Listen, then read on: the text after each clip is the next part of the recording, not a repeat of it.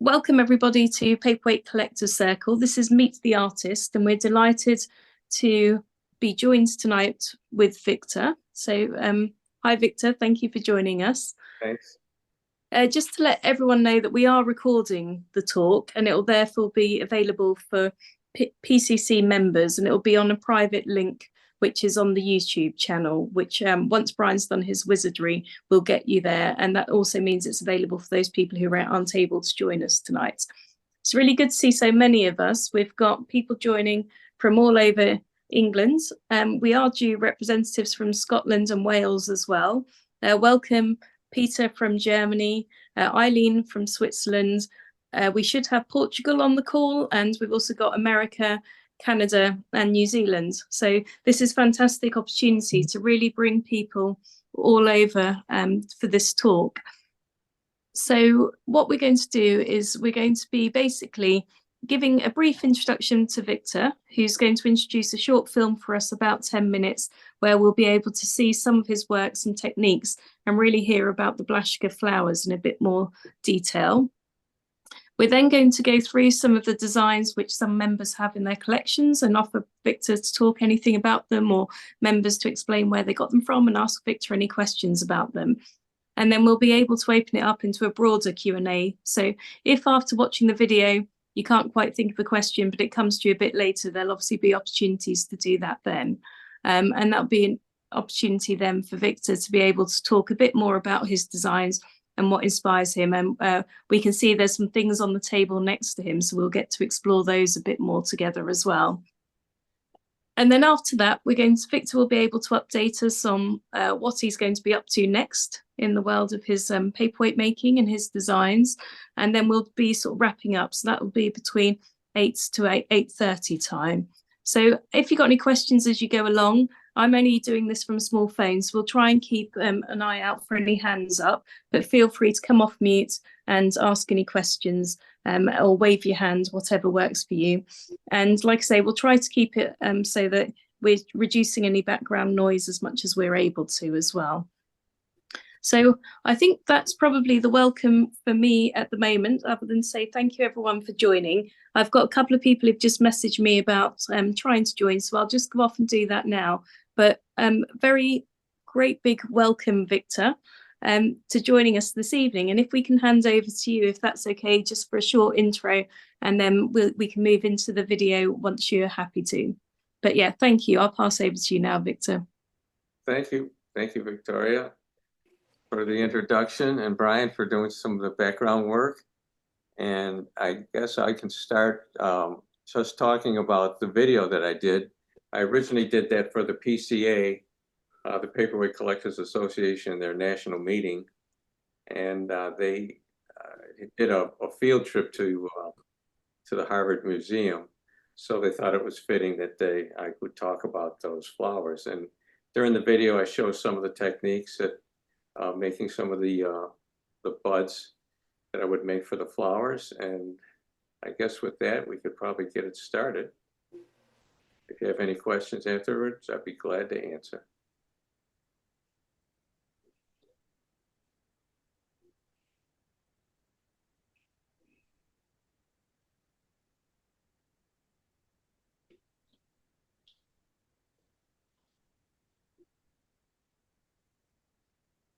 I first saw the Blaschka Flowers in 1977, and when the PCA had their paperweight convention in Boston. So we had a field trip to the museum, and that's when I got to see the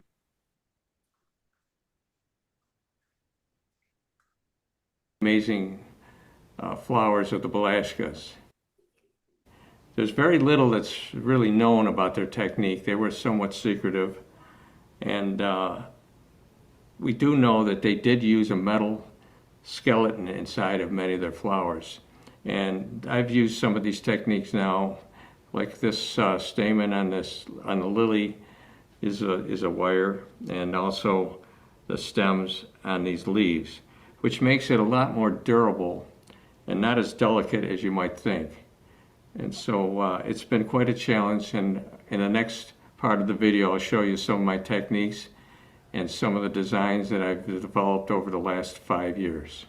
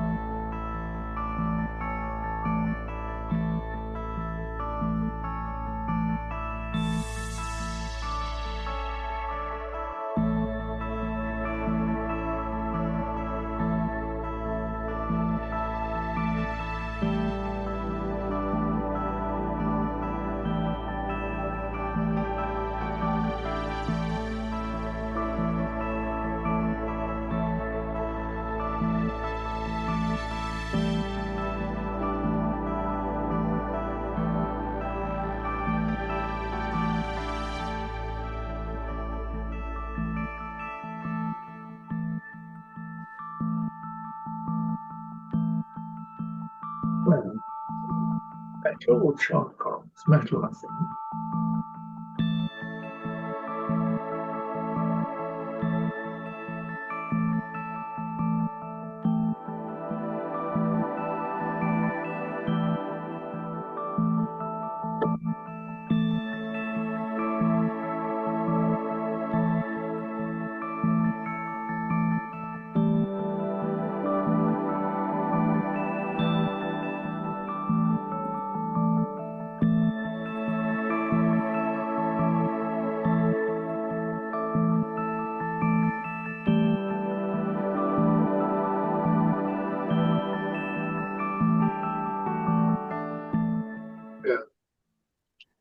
I'd like to talk about this camellia flower and some of the problems and techniques that I use to create this.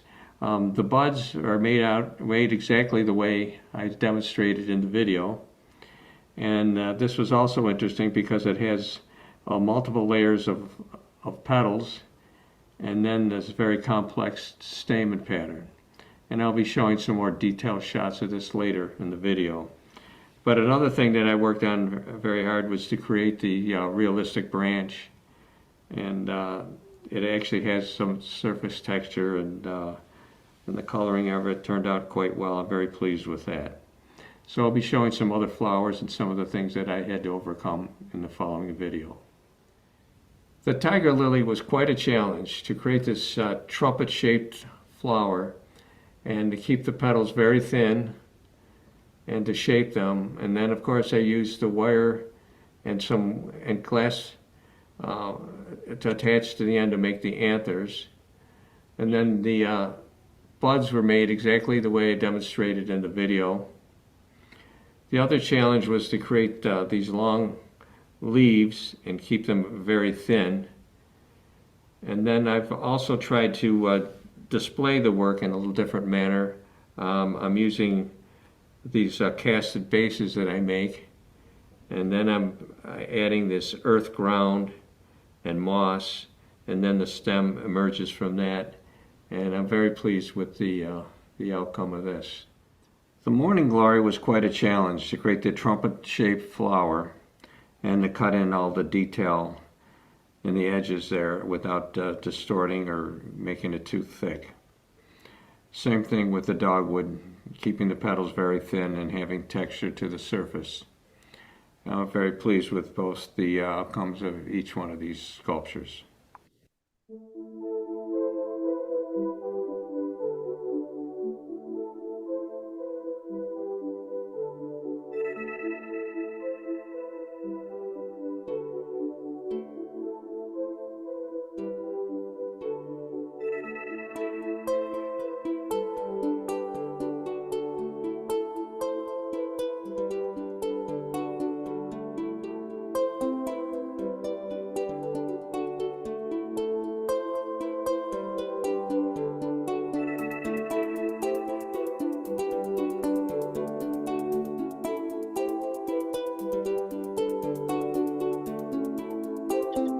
Realistic. Mass production.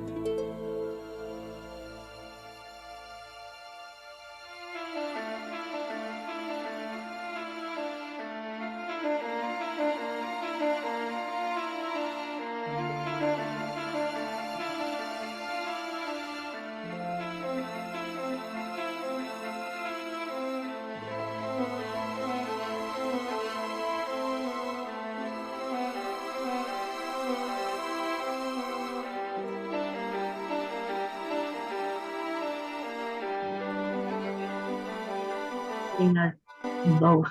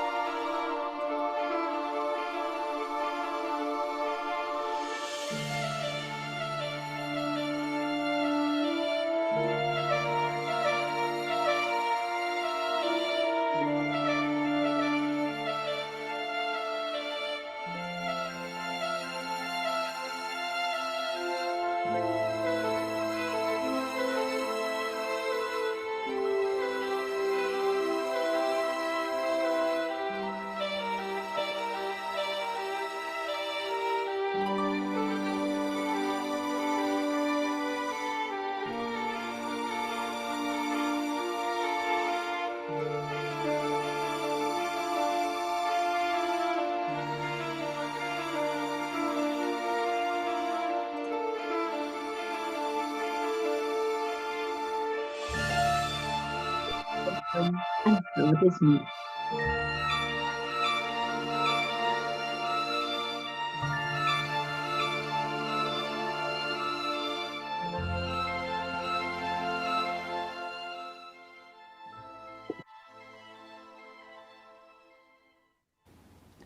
Two of the greatest challenges for me in my career were to recreate the Pantin lizard weight in the Corning Museum. And this is my example of it. It's a 5-inch paperweight with a lizard that has approximately 500 scales and is quite dimensional. And the other thing that was always in the back of my mind was to try to recreate some of the flowers of the Blaschka collection. And with both of these subjects, I'm very pleased with what I was able to do over these years.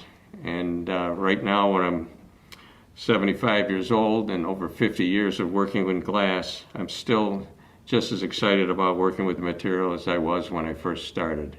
And I wanted to thank all the collectors for all their support over the years, and I'll continue to do the work as best I can.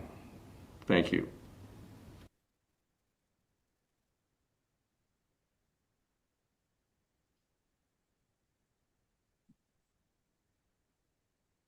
Brilliant. Well, that was really good. Thank you, Victor, for that. Yeah. In terms of, we're going to be able to ask some questions after sort of Q&A, but I know you've got a couple of examples next to you, so I don't know if you'd like to just talk about the Blaschka ones at this stage, of the ones on that table there. Yeah, I think what I'll do is I'll change cameras here for a moment. Do what? Change cameras now. Victor, if I may just let folk know, I don't know how adapted everyone is at using Zoom. Some of you may know that you can actually switch it to the speaker only view so that you get a much larger view of the person who's speaking, which for what Victor's about to show us, you might wish to do that if you're able to. So I'll pass back to Victor. All right, so I changed cameras. Is it That's working, Victor. Yes, we can see the table now with the flowers. all right. So you can, yeah, I'm looking at my view of it here too, so you can see it. I'll put the lizard away for now. We'll talk about this flower here. You can probably see at this point the scale of it. And there's probably over 20 some petals or leaves on it. And then these multiple layer of flowers, and the complex stamen was quite the challenge to make this piece. And the branch, again, as I talked about it, it's very dimensional, and it looks, I don't know how well it shows on the video, but it's very textured and it feels just like bark and has a very barky appearance to it. So I was happy with that result. I'll move this aside and I'll show you some of the other directions of what I've been doing with the flowers now. I'll just move this. Is that quite heavy, Victor? No, it isn't very heavy at all, really. But it is a lot more durable than you might think, like I said, because of the metal skeleton. Now, here's an orchid. And is that, let's see if I can get this located in this best spot. Right there. Is that showing up pretty well for you there?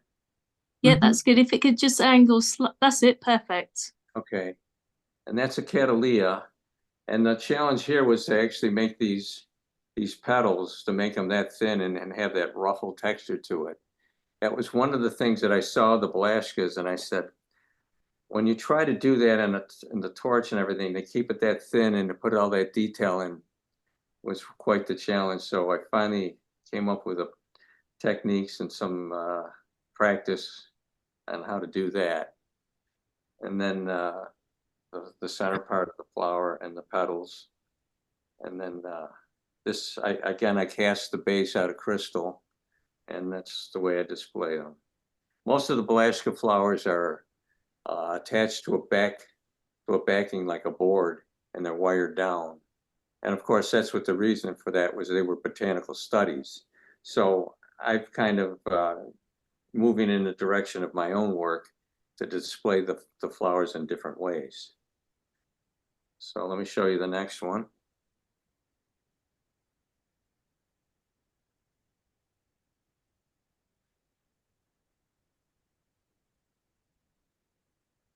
This is the most recent one that I've done with the morning glories. And for this, I made like a broken trellis, and then I had the morning glories that the tendrils and everything go right around the trellis, just like they would in real life. So I hope I kind of captured a little different way to present the flowers there. And I literally spent about 3 weeks just on that flower, different ways to try and produce it.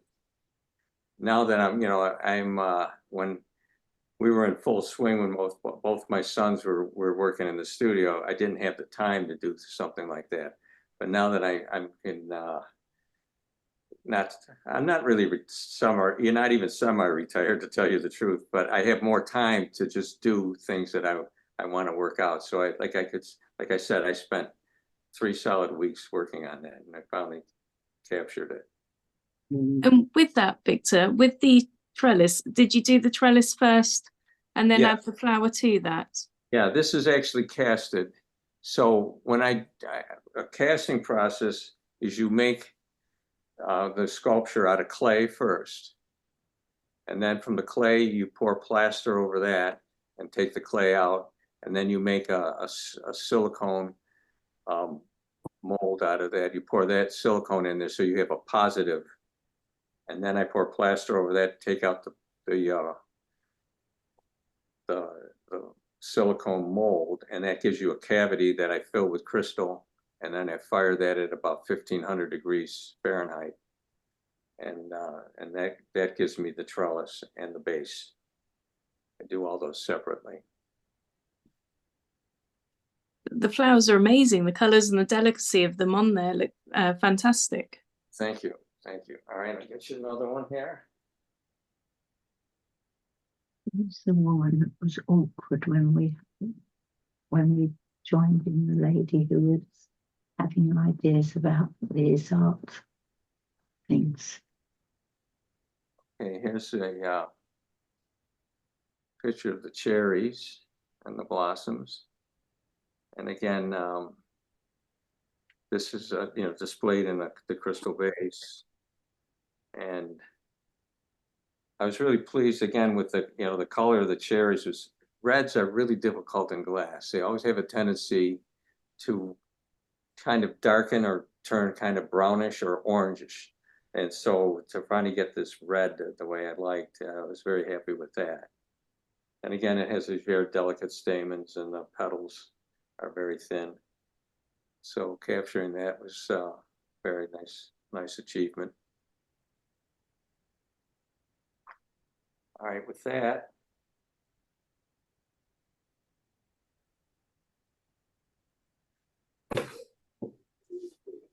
I can show you some of the things with the paperweights and some of the tools and things that I use. And I know we're going to talk about the lizard in a moment, but I'll show you this real quickly. If you can see that, that was like the first year when I was making paperweights.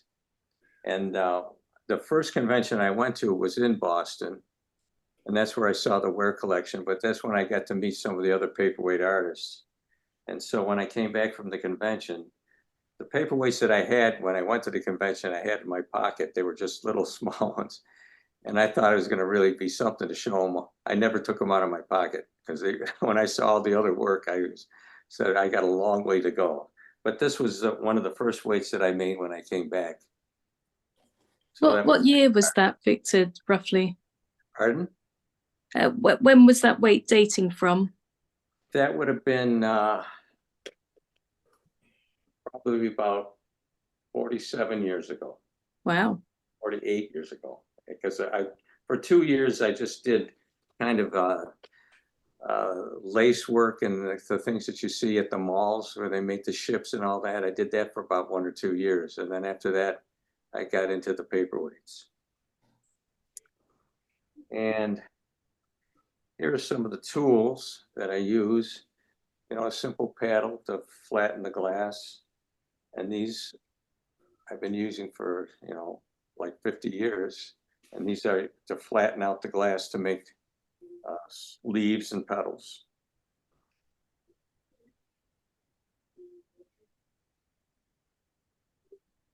Is this showing up all right? These are some of the colors, the colored glass. It comes in glass rods. Some of this is Italian, some of it's German glass. It's showing up nicely, Victor. Okay, good. And this is if you can see this, the translucency of this, this has gold ruby over white glass. And you'll see that in most of the petals and things that I make, the flowers have depth to them because it's just not a solid color. It's usually a transparent color over an opaque color. And then when you flatten it out, it actually gives a kind of shading and creates a nice look on the petals. So this is all preparation that you do before you start making a paperweight. Here's a completed setup. Is it better if I move it closer? Yeah, if you can bring that one a bit closer, that's great. Yeah, that's a setup that's complete. That really would have made a beautiful weight, but I decided to save it for this and demonstrate, you know, and that's epoxy to this glass so that I can show it around what it looks like before it's encased. And you can see on the ends of each one of these stamens, it might not show up, but there's a little filament right on the end. So there's a, you know, colored filament on the end of each stamen. So that took me a while to work that out. We can just see that, Victor, just about. It's very evident in the paperweight. It's really magnified, so they get a good view of it. And there's some other things that I've worked on. When I make butterfly wings. Wow, that looks like swallowtail butterfly. Yeah, I'm gonna take a little sip here before I start. I'm just getting over a cold too, so I don't want to start coughing. I'll take a cough drop just in case. And here's a petal from a monarch butterfly, or I mean a wing from a monarch. Do you see those where you are? Pardon? Do you see the monarch butterflies where you are? Oh yeah, there's quite a few of them. And we have one flying around our garden at the moment, first one of the season. Wow. And here's this is a leaf for one of my Blaschka style flowers. You can see hopefully how thin it is. It's got all the detail and the serrated, the edge and everything. So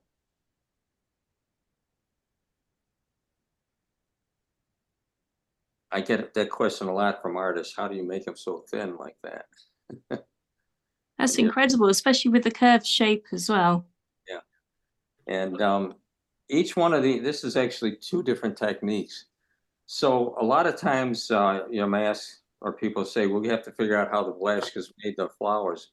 Well, there was a number of techniques that they used. Now that I've been doing it so long, I've realized it wasn't just one technique.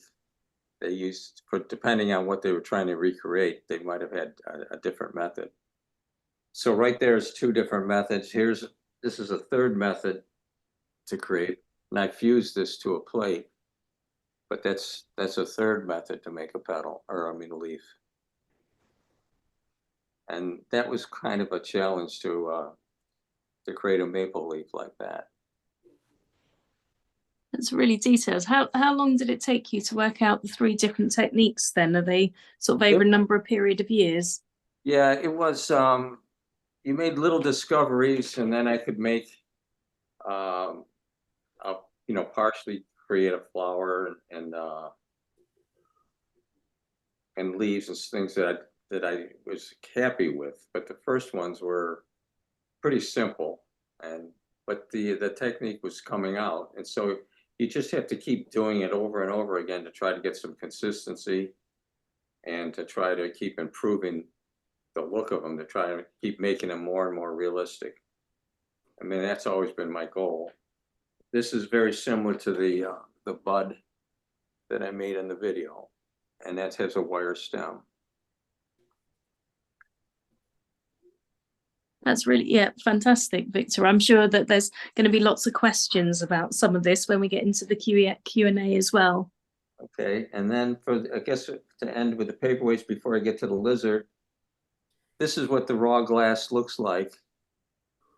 You know, we refer to them as gobs or pucks, but these are two, like these two here would make us a standard size weight for one of my paperweights. This would be the top and this would be the bottom. And it's probably almost impossible to have this glass made anymore. The last time they melted it, it was almost $500,000 to melt the glass. And so a number of artists got together to buy it. And I didn't buy any from the last melt because I already have a pretty good stockpile, but it's gotten so expensive over the years. It's made in a furnace that has a platinum stir, so the glass stays perfectly homogeneous, and it's so clear. It's optically perfect. You know, it's really far better than most art glass has to be. But we all made a huge investment to be able to make these paperweights. And that's about it for that. And if did you want to show the slides now with some of the... I think so. I think let's move over to you, Brian, to show some of the slides from the members' weights, and then we've got a lizard in there, and then we'll come back to you, Victor. Okay. So we've got a range of different weights that some members have sent in, and be interested to see if you can remember some of these. But I think if we can move on to the next one, please, Brian.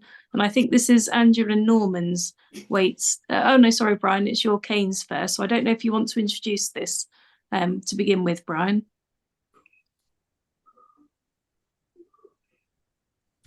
Sorry, yeah, you can hear me now, hopefully. Yeah. Yep. Yeah. Well, as you can see, folks, this isn't a paperweight. It's some lamp work from one of Victor's weights.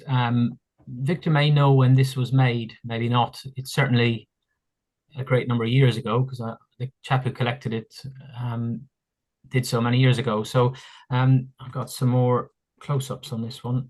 And maybe, Victor, if I think you mentioned it was quite a skill and a technique to get this the sort of multicolored and the fading of the colors in the fruit there. Is that right? Yeah, especially the peach. There's probably about 4 or 5 different shades of oranges and reds and yellows to make that. And I used powders and everything, just laid it on to try to get that. It actually, when it's encased, it kind of has a fuzzy look to it, so it's very realistic. Yeah, it certainly is. And you got your signature cane in the in one of the petals as well, I see. I stopped using that years ago because my weights I try to make everything very dimensional. You see how that has to be kind of flat, and most of my petals are twisted and up into the crystal. And it started to show. And so if you looked at it from the top, it looked a little bit like a flaw on the bottom of the leaf. Right. And so I was always working around that. So I decided just to sign Trabucco on the back of my weights. Our work is pretty distinctive when you look at it. It's pretty easily to identify it anyway. So I thought that would work out fine. And so now the thing about this, I would think that the gentleman that first ordered us to have these made, he must have told us like a year or 2 years before the next convention, because we normally wouldn't bring things like this to a convention. So he must have asked us, commissioned us to do it. And then 2 years later, when we went to the Wheaton weekend, that's where he obtained them. Yeah, he was a pretty serious cane and lampwork collector, so it doesn't surprise me that he was forward thinking on that one. Yeah. So if I could just order a salamander or salamander now, Victor, for like a year's time, would that work for you? Would that give you enough time to sort me one? Did you have a few more slides you want to do, or do you? Sure. Yeah, I'll pass you on to the next one. I could do the lizard right now. I know. Here we go. This is one of the other members' weights. So I think this is Angela and Norman. I think this weight's 31 years old, I think, if I've got my maths correct. This is one of yours from 1993. I don't know, either Angela or Norman, if you'd like to talk about this weight at all, or we'll just hand over to Victor, if not, to say anything that he remembers about it. Well, the rose, creating the rose like that with the multiple petals and then the curl in the middle and everything was really a huge step forward in creating the rose. And all of the artists even admired it and congratulated me on it because of it. It looks so much more realistic than the roses that had been done in the past. So, and look at the red on that. It's very vivid. So that took a long time. I mean, I've had artists call me up. Would you tell me how you make your red? No. So that was really quite a nice accomplishment over the years, and it was kind of our trademark for a lot of years. I made a lot of rose weights, different colors. I can't see Andrew and Norman, Brian, so if we can move on just to the next slide, and if they'd like to come in, they can do. This is one which dates so 2000 instead of 1993, and I believe this one's by David and John Victor. It is, and that's on an earth ground, and has even a little aventurine gold in some of the little flecks in there, and but they were very accomplished. So what we did is they made a line of weights that were a little bit smaller, and then when I cased my weights, we worked together on that. So we always really did kind of work together, but Dave and John made those totally by themselves. So, and that was their line, and they did beautiful work. They look very fresh and ripe, the berries. Yeah. Brilliant. If we can move on to the next one, please, Brian. So this is 1993. So this is the same date as the red rose. And this is raspberries and some flowers. And I think this is by David Victor, from what we understand. David and John, they worked together. So David did most of the setup work, and then John and did the lion's share of encasing it. And so they always worked together. That's lovely complementary colours, the pink and the reds together. Okay, I'll just, if Angela and Norman are happy with that, we'll move on. I think it's Colin, yours is up next. Yeah, this is the fuchsia. I only made a handful of those. It was difficult to make because you see how the stamen goes inside the top of the petals there, and then to create the bottom part and everything. It was kind of a complex piece. And I can remember some of the comments from some of the artists on that one. They said, wow, that's pretty clever how you put that together. Colin, I don't know if you want to share what sort of particularly drew you to this particular weight, because I think you bought this and the next two that we're going to see all at the same time. Is that correct? Well, I wanted this one because to add to the fuchsia collection, basically. I mean, how could you have a fuchsia collection without a weight like that in it? It's true, though, when you speak to other artists, they're almost, they're quite wary of wanting to go down the fuchsia route. As Victor's just said, they're quite difficult to actually do. But there was an auction at Bonham's in late 2021, and one of these weights was at it, but I didn't actually, I got outbid on that. But the other two weights, which you're going to show, I was successful on, and actually did have a quick message on Facebook with Victor, who very kindly pointed me in the direction of a video called The Magic of Glass, which is quite an interesting, some of it was covered in that video. But it's also the magic of Victor Trabucco, because I think, Victor, you're quite, sharp with the cards in magic terms, are you? Yeah, you know about that, huh? Okay. Yeah, I spent a lot of time with magic too. Yeah, I like it quite a bit. But going back to this particular weight, the lace in it, if you look at our lace compared to other factories or artists, we take it and pull it out, but then we respin it. So it's only like about 1/8 of an inch. So it's really very small and delicate. And it really gives I think a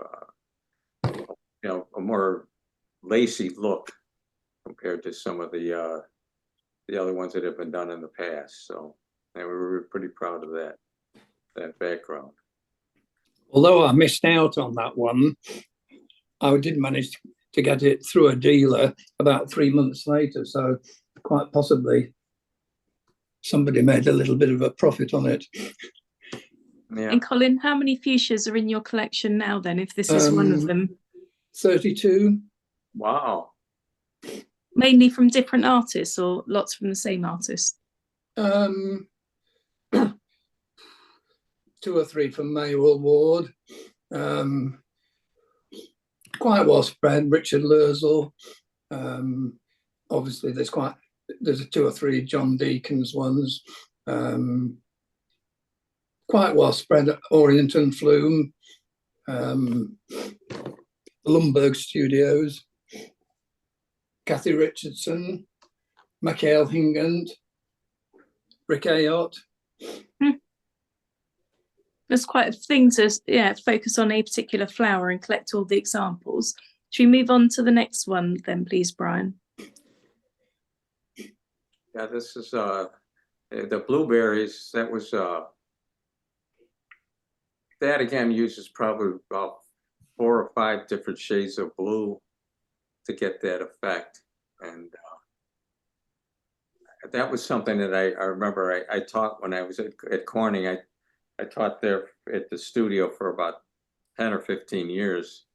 I haven't been back in the last class I was supposed to have was before COVID, and then they closed the school down. So I haven't been back since then, but this is one of the things that I showed during the class. So a lot of times I'll see some of the people that have taken my class, I'll see their blueberries in their paperweight. And they kind of, they modeled it pretty well. So it really gives a nice look to it. It does. Again, if I just made that out of solid blue, it wouldn't have anywhere near the effect that it does when you use all these different powders and everything. Colin, what drew you to this particular one? I think it's just the crispness of it, really. It's just beautiful. Yeah, the stamens and those filaments on the end of the stamens. Yeah, it's a nice piece. Again, it's on that lace ground. Brilliant. And let's move on to the next one then, please, Brian. That was another fruit, a bit like the lampwork, which didn't quite get encased. Yeah, and this is with the pears. And again, that was another one that was pretty popular for us too. And again, you see all the shading. You can really see it, all the powders and things that you use. You try to use this to model up the layers and the surface of it to really create like a pear really looks. When it starts to ripen, it has all those different speckles and things in it. So same thing with the leaves. You try to do that just to try to get as organic a look as possible. How old is this weight, Victor? Can you remember roughly? Just 2001. Was it? Oh, right. Okay. Yeah, that seems about right. Yeah, I think all 3 were but certainly the last 2 are 2001. Pretty certain that the fuchsia one was 2001 as well. It was a good year for you. Yeah. Thanks ever so much for sharing those, Colin. Is there any other questions you'd like to ask Victor about those particular 3 weights? No, I think what with the conversation we had a couple of years ago, and it's lovely. I shan't be getting rid of them anytime soon. Should we put it like that? Well, thank you for sharing them. Okay, and then the next one, please, Brian. So Peter's on the call. So I don't know if Peter would like to introduce his weights, but I'll just pause for a moment in case he would. If not, then we'll pass over to you, Victor. Okay. Yeah, it's to today's date, that's still the most difficult thing that we've ever made was the lizard paperweight. And the problem was you could put days and days into work into doing the setup and preparing the flower and everything. And you go to encase it and you can lose it in a split second. If something goes wrong in there, something gets broken. And it used to be very difficult when they went bad like that, that you had to kind of take a breather, take a few days or a week or 2 off before you wanted to try it again.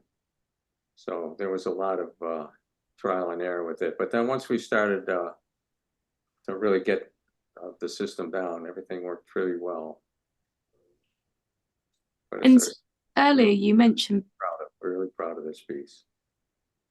That's incredible, Victor. Earlier you mentioned that to make the lizard up, did you say that there's about 500 scales on each lizard? There is. It's a little, what's it called, a Marini cane. It's got clear glass with the color around it, and all those are applied. And that's what gives that dimension. It looks like it's hollowed in. And that's how I created that. But, So sorry, do you mean that you created the shape of the lizards and it would have all been, say, yeah, one color? And I have one here that I'm going to show you that's outside the weight, so you'll be able to see it, and I'll talk in more detail and show you exactly what I do. Oh, brilliant. And then with the white on the bottom, is that sort of flakes of coloured powder? Is that? Well, that the earth ground was always something that kind of fooled me. How did they really create it? And what I did is I thought back in 18 something when they made these, what would they had in the glass shop? I didn't think these guys would be out searching for different ways to do it and everything. They'd use what's available in the shop. And so that was one of the clues that got me to figure out how to make the earth ground. And so I really don't tell anybody exactly what our formula is, but it's not all glass. Okay. And this is a big weight, Victor, isn't it? Are all of the lizard weights a big weight? It is. It's about it's over about 5 inches in diameter. It's actually even a little larger than the Pantin lizard weight. A little bit. I think when we spoke to you, or when we were testing this with you, you were saying that there's 3 more that you need to make for people at the moment. Yeah, I do. I've got orders for 3 more. And like again, it's like it is a really difficult thing to do. So I guess I'm gonna have to get back to it and try it again. It takes a while, just like I said, to warm up to it and get everything back and get the touch back to really do it. It's a difficult piece. It really is. Brilliant, Okay. thank you. And do you want to show us what's All right, next to you then? Now I'll switch screens here.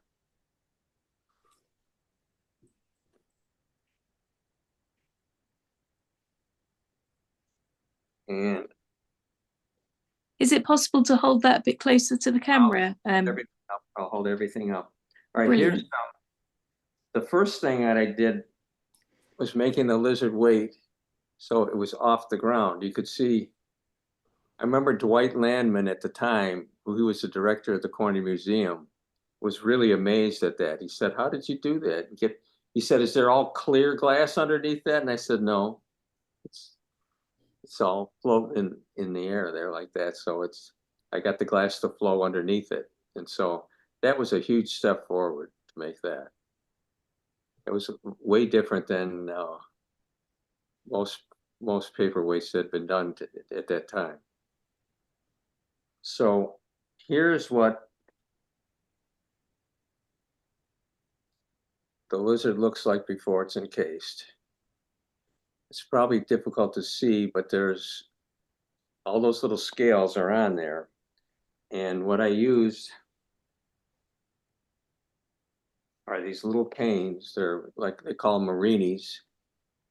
They're just little pieces of rod with clear centers. And those, I have to apply every one of those one at a time. And the trick of it is to keep all that warm without it cracking when you're working on it. So, you know, you're working along on this and you're putting scales on the body here and you're going down the tail and everything. Meanwhile, the face is starting to cool off. And if you keep that up too fast, it'll crack again. So it's really kind of like you're walking a tightrope to keep it all warm and not distorted. So you have to be very careful with creating that. So Victor, just in terms of the technique, sorry, excuse them.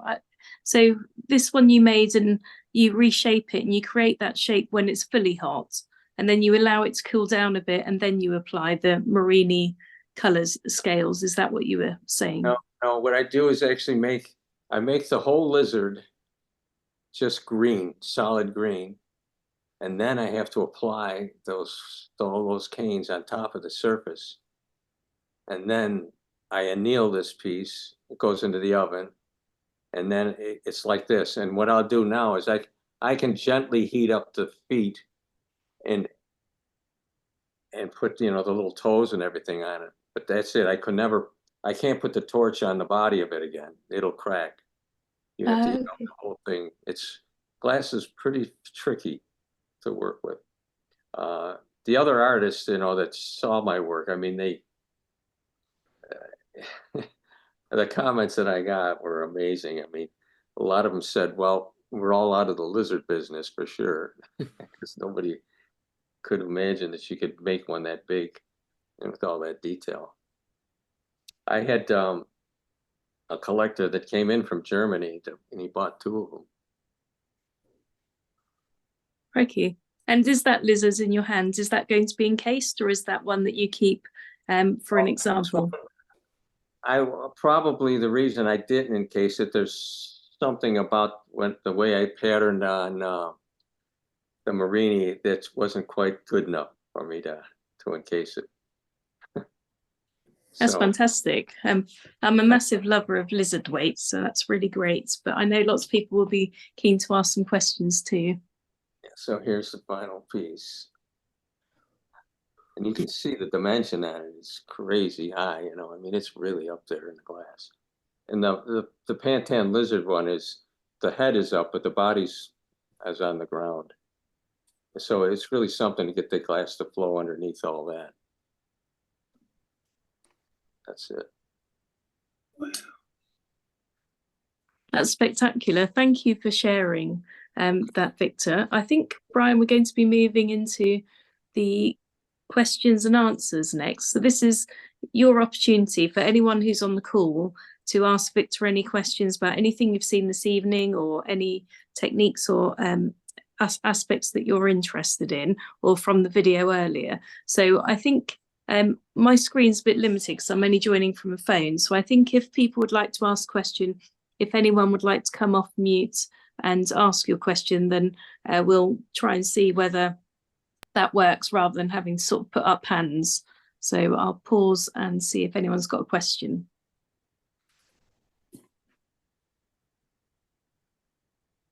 I have a question. Go for it. Who was, sorry, I wasn't, who was that? Sorry, But Victor, what is going to happen to the Blaschka flowers? Will they be displayed anywhere, or will you keep them? But my flowers, the ones that I make? Yeah, Yes. I sell them at Corning. Corning sells them right now at their gallery there. And that's where I've been selling most of them. And then I have some collectors that have contacted me personally. In fact, I made one for the past director of the museum, that orchid weight that I made, the orchid flower. They're called a band of orchids. The purple one, that was for her collection, and she came here to visit. I made that piece especially for them. Thank you.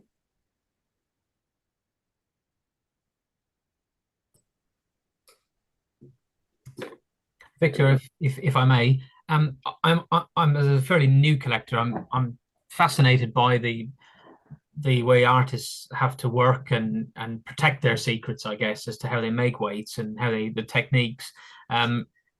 Obviously, I don't think there's been a weight like the Pantin lizard since your lizard.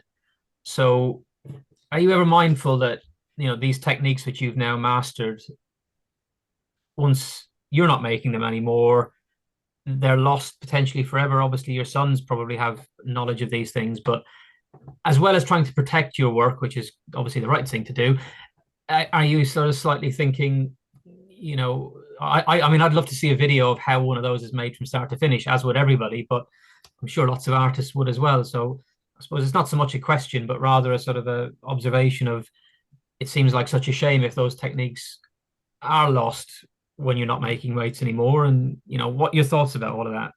Yeah, no, I wrestle around with that quite a bit. I mean, like, I am 75 now. My sons know all of it. I mean, and I've made some videos and things for them, even for some of the equipment and things that I've built, how to actually run them. I've got machines to polish glass and a lot of things that I've invented. And so I have made some videos on that. And I know what you're saying. It would be a shame not to pass it on to someone. I'll tell you though, if I even showed it to the handful of artists that are making weights now, I think they would all struggle with trying to make that weight that big with all that detail in it. You know, we have quite a team, the three of us together. So I don't know. It's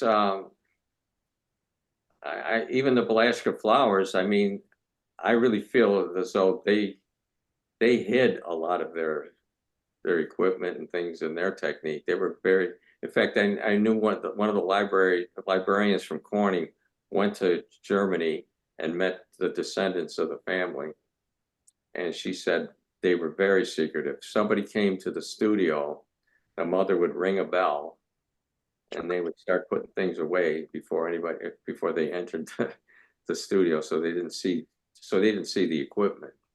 And I know what that's like because I do the same thing.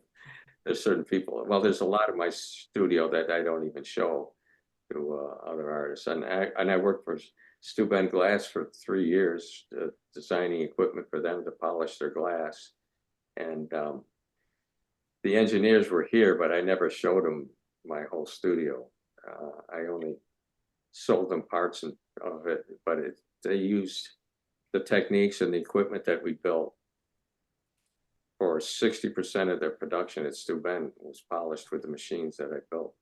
And so I was pretty proud of that.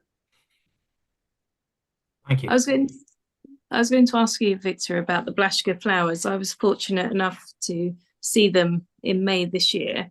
And I was just wondering, what was it about them that I suppose captivated you and inspired you to make them? Because I think you're the only person who I'm aware of who is trying to sort of understand the techniques about them. So, you know, when did you first encounter them, and what is it that sort of tries to, really? Yeah, the first paperweight convention I went to was in Boston, and one of the field trips was to the museum, and I was 25, and I looked at it all and I said, how did they do all those flowers? And a lot of it, I said, how could they have done it with that little torch that they're showing, you know? And so it was always a mystery to me. And then in later years, it's always been in the back of my mind. I was doing some of these architectural panels where I fused glass, and I started to discover some ideas to make the petals real thin and fused to the glass, and that gave me an insight of maybe what was some of the things that they might have done. And I went to Corning, and I met one of the conservators there, and I gave them examples and fixed one just like this, you know. And I explained to her what the technique was, and she goes, that's a nice technique, and I'm sure they would have liked it, but I'm not sure if that's the way they did it. So I went back to the drawing board. And since then, I've come up with, like I said, about 4 or 5 different ways to create these leaves. And one of them, I think, is the way they did it. You know, like I said, I think they had multiple techniques to create different types of flowers, and depending on what they were making. But you can't underestimate how wonderful what they did. It's a marvel of glass. I think if anyone on this call hasn't heard of the Blaschka Flowers, and I must admit I hadn't heard of them before the PCA this year, but there's on the website of the Harvard Natural History Museum, there's some really good images of what the flowers and what this incredible room looks like, and some examples of those. So it would recommend definitely people go off and have a look at that to get to see, because the likeness between what Victor's showing us and what, you know, was there was incredible. When you think of the time and the age when they were created, and just the volume of them as well, you know, is brilliant. Yeah, okay. Has anyone? They had wasn't On our way back from. Go ahead. On our way back from the convention, we stopped at Corning on our way back to Canada, and they do have a very limited amount of Blaschka flowers on display in their museum at Corning. But I missed seeing yours in the gift shop. Too bad. Has anyone got any other questions? I think people are on mute, so if they have got questions, do just check whether you're on mute. Helen, go ahead. You mentioned that roses became a trademark, and you said that fuchsias are difficult to make. I wondered if you have favourite flowers that you tend to be drawn to making in your weights, and you have to kind of ration them, or do you have a very, very wide repertoire of flowers that you're happy to work with? Yeah, it's hard to say about what would be my favorite and the most one that I would want to make. They're all pretty special. They all had different challenges and everything, so I never could actually limit it down to one different thing. But the flowers that have the stamens or the anthers on them, those were that, and the rose is a technique that I like. And then even the morning glory. Yeah. That real open. I remember. Do you know the name Charlie Kasian? The earliest. I love Charles Kasian. Yes, I do. Yes. Well, I got to know him pretty well. He was extremely. I mean, talk about secretive. He wouldn't even talk about the torch that he used or anything. Yeah. It's like asking a writer what kind of typewriter do you have. I mean, it was such a basic question, but even that he didn't want to talk about. Wow. But, we got pretty friendly. In fact, it got to the point where he started to call me up and ask me where he could get certain things, certain glass, because he was so secretive. He kind of missed out where actual pretty common things were being sold. Yeah. But I remember when he saw that morning glory. Yes, he used them.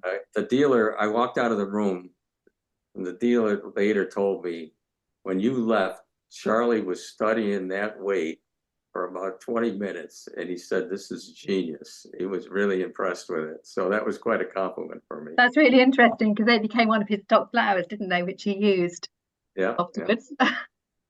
Oh, thank you. You're welcome.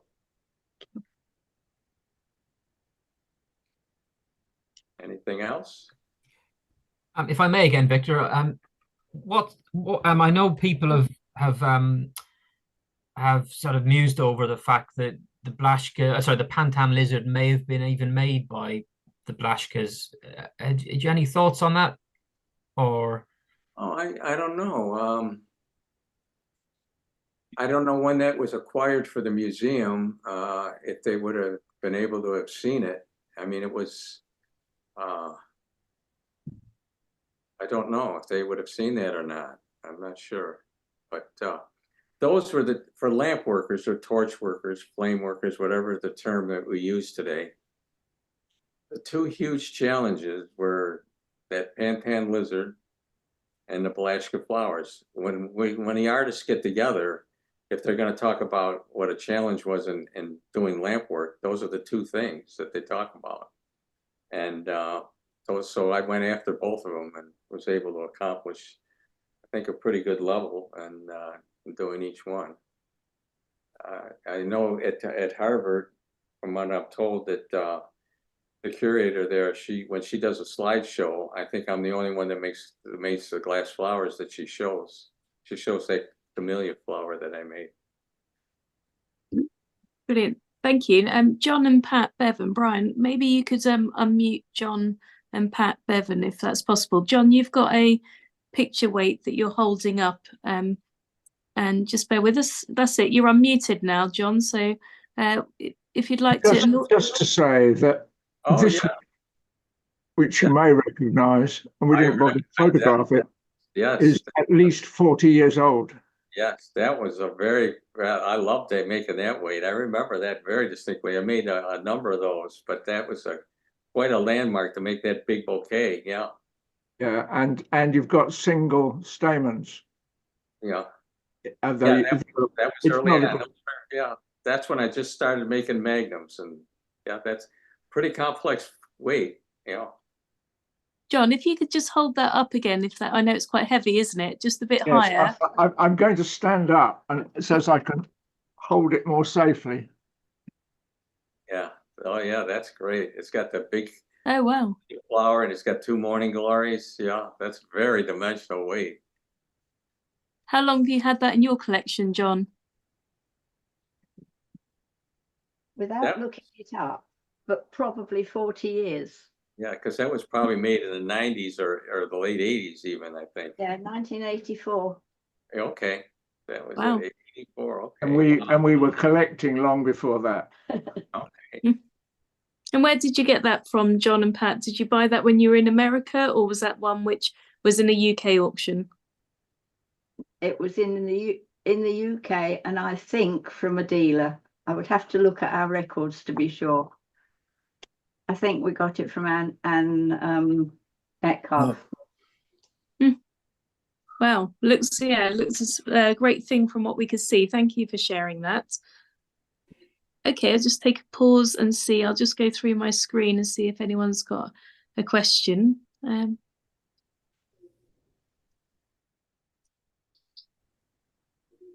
No, I can't see anyone asking specific questions. So, Brian, if we can move into then what's next. So I think this is back to you then, Victor. So we were wondering, obviously having sort of mastered some of the lizard weights and the Blaschka flowers and still sort of completing your discovery of new designs and how to do things, is whether, you're able to just share with us what's next for you. And I think we've got a couple of slides as well, but I don't know if you want to introduce it and then we can bring the slides on if that helps. Okay. What I would say is I'm going to continue with these flowers and display them in a different way than maybe just the branch. I'm just thinking about maybe making some bowls and things and having the flowers inside that, and they might be a little more a little easier for me to ship them, because there is a little bit of a problem shipping these too far away, and I have to go through quite a bit to package these up and ship them out. And sometimes I have to kind of keep the designs somewhat limited because they do have to be transported. But I'm working on some new designs that way. And that one on the trellis is probably the last thing that I've just done, the most recent. But I don't know. And Brian, can you go to the next slide, please?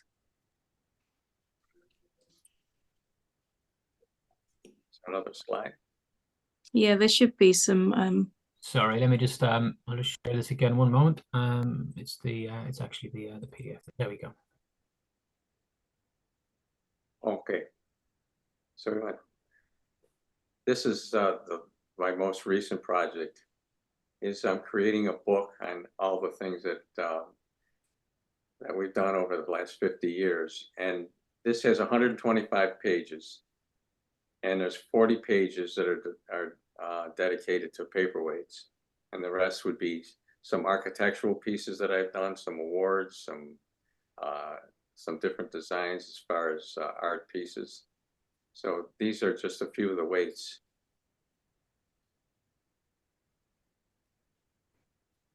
This is the bee, and the butterfly is really a favorite of mine. And there it is with the broken trellis. Lovely. You can see the theme that I did with the morning glories and that broken trellis. This is gorgeous. This is stunning. That butterfly is amazing. Thank you. Yeah, that's enough. I don't know if you know who Randall Grubb is, but he was like a paperweight artist, a young guy. And I made that, and he goes, all right, nobody's going to be able to make butterflies anymore either. I think it's got real character, hasn't it, the butterfly? And then with the cutting on that weight, Victor, is that something that you do yourself, or do you ask someone to help you? It's the nature and ice. And when my father was still alive, he did a lot of the cutting for me. I mean, I polished most of my weights myself. And then when we got to these ice weights, I showed him how to polish glass, and so he polished that. He cut that weight, and then I developed some machines to automatically do that that I have now, so I can actually do that on machine polish. But that was all done by hand. The clarity of the crystal is amazing, isn't it? It's beautiful glass. It's like I said, I probably have $50,000 tied up in just crystal. And here's some of the steps that first you heat up the end of the rod, and you flatten it with that tool that I showed you, and you stretch it out into the shape of the petal or the leaf, and then add the stem. And then that side of those images there is actually making the raspberry, putting the little dots on to create those raspberries, and that's the completed setup.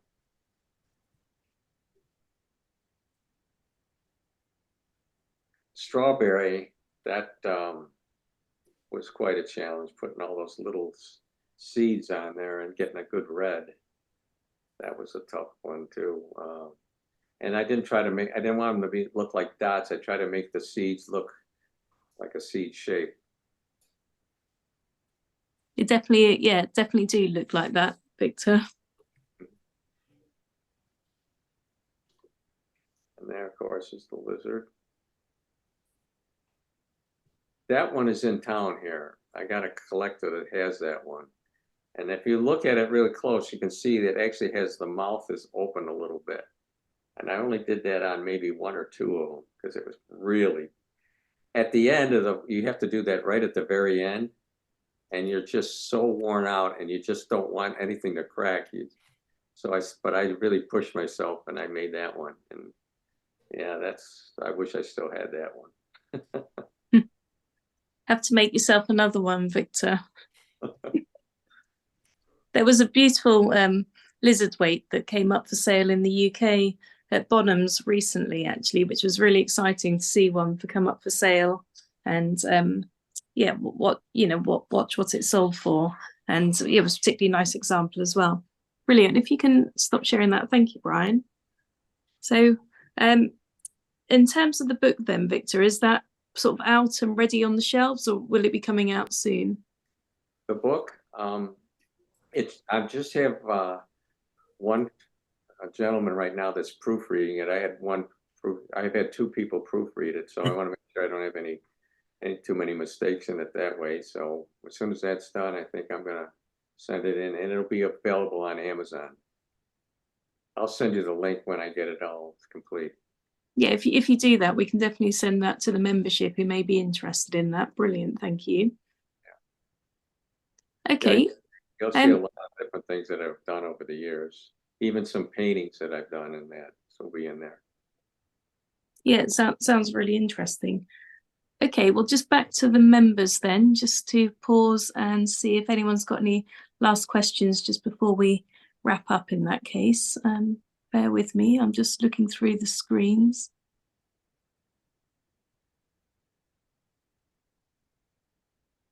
No, I can't see anyone wishing to make any last questions. So if actually, you can, oh, sorry. I'm gonna have another one, being a bit greedy. Victor, if you had to, it's a horrible thought, but we pose this question: if we had to grab one paperweight in an emergency, so the house is going underwater or up in flames, and you had to grab one thing that you've made, what would you take with you? Yeah, it would be the lizard. Okay. Well, yeah, it's fair enough.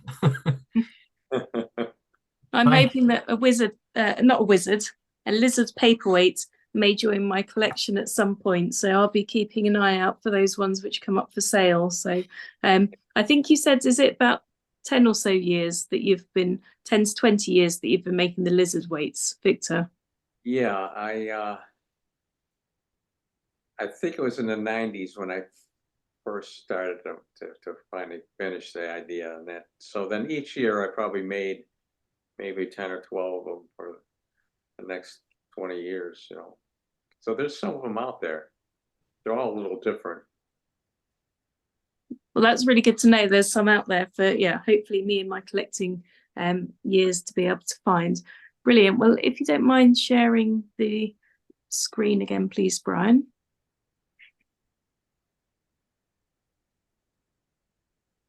So this is just to let people on the call know that what's coming up next. So within the sort of next couple of weeks, we've got Clinton Smith who's going to be joining us.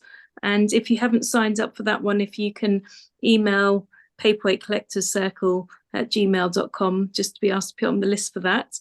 And then also in Cambridgeshire in the UK, appreciate that some of you overseas won't be able to make this meeting, but we've got really great in-person meeting with Mike Hunter at a great venue in Cambridgeshire area, and will also be an opportunity to talk to other collectors, potentially buy some weights, and then also have just a bit of a chat and have some lunch as well. So that's with Mike Hunter, and we'll be able to see. Mike gave us an entertaining talk at PCA, and I'm sure will be entertaining us then as well. So that's the next events which are coming up. We're also looking at other events. So we've got the Paperweight Parl in November. We're going to have a Christmas Zoom meeting, and we also have got some other artists that we're looking to schedule. So if anyone has got any ideas for Zoom meetings which you would like to hear people to join us, any artists or anything you'd like to know more about, then please do let us know. Either email Angela, Paperweight Collector Circle email address, or drop me a message as well, because we're starting to plan the events for next year and we'll be having quite a full schedule. So thank you for that one. And then just the last one is just to again plug the PCC. I've been a member of PCC for maybe 1.5 years, I think it is now, so it's not particularly long. But the newsletters, as you know, are fantastic. The new archive, I'm regularly on there looking at bits and bobs. And I think the one that's captivated Brian and myself is the article on destruction of a cliche. So if anyone hasn't been online yet to look at that article, then do take a read of it. As you know, we've got in-person meetings and the Zoom talks, which we're doing more of. So if anyone would like to do gift membership or any non-members stay, if you're thinking of joining, it's a really good time to join as well, because it's promotion where it's 16 months for the price of 12. So that'll take you all the way up to the end of 2025. And I think, is that all the slides, Brian? I think it is, isn't it? Yep. Brilliant. So just to say thank you to everyone who's joined the call tonight from all over the UK, and also our overseas friends as well. What's been really great is to get people together like this, and there's no other way to do it than online. So thank you, Brian, for helping with the slides and the Zoom and all of the techie stuff, which is beyond my knowledge of what to do. But obviously a massive, great, big thank you to you, Victor, for joining the call and giving up your time to help, share with us your techniques. So I don't know if we can all come off mute and maybe do a clap as if we would be in an in-person meeting. You only get one. Thank you. It was a pleasure. Thank you so much, all of you, for attending.